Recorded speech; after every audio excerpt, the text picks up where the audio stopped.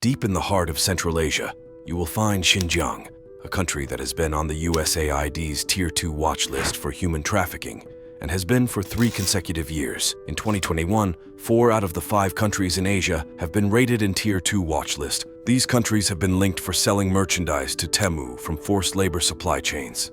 Temu was founded in July 2022 by Colin Huang. In just a few weeks of its release, it became the most downloaded app in Apple's App Store. It is owned by PDD Holding, which also owns Pinduoduo, a popular online commerce platform in China. That app was later suspended from Google Play for having malware in the application files. This caused Pinduoduo to disband the team of engineers and product managers, and most of that team was transferred to Temu. Without a surprise, Shein, a very similar company to Temu, has also been accused of forced labor from the same region in China, Xinjiang.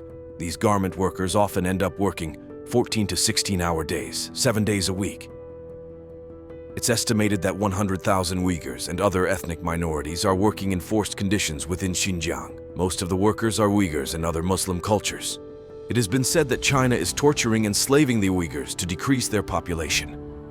This would be called genocide.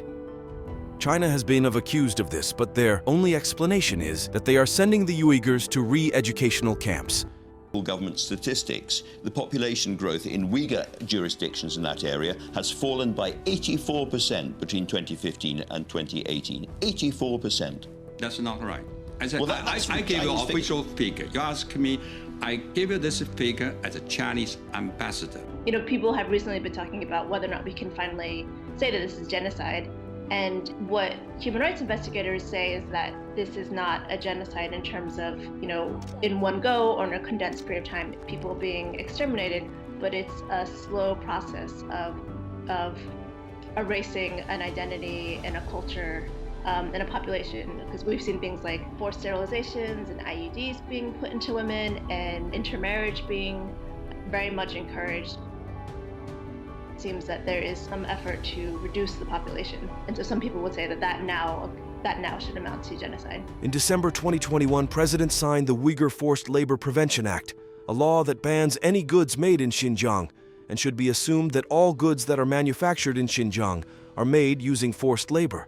Both Temu and Shein take advantage of the de minimis policy, a policy that is free of excess taxes and red tape if imports are under $800.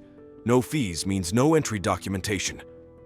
The average amount that a consumer spends on Temu is $100 a month, thus completely bypassing the Prevention Act that the US government created to stop illegal labor imports. Many big companies were lobbying against the bill. A few examples of those companies are Nike, Adidas, Coca-Cola, and even Apple.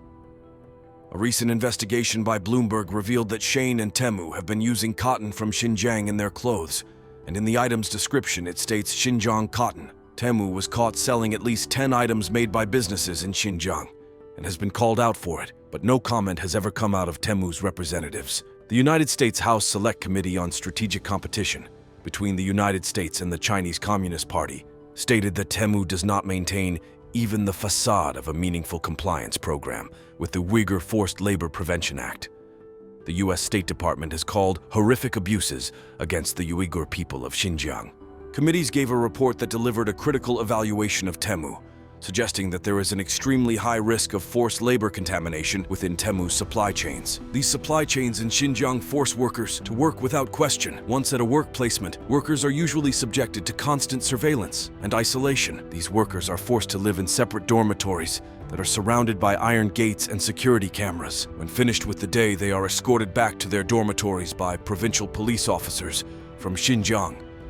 The local police officers state that their roll call is to ensure no one is missing. Even if they could leave, they would not get far, as local police have taken their IDs. This is who Temu is doing business with.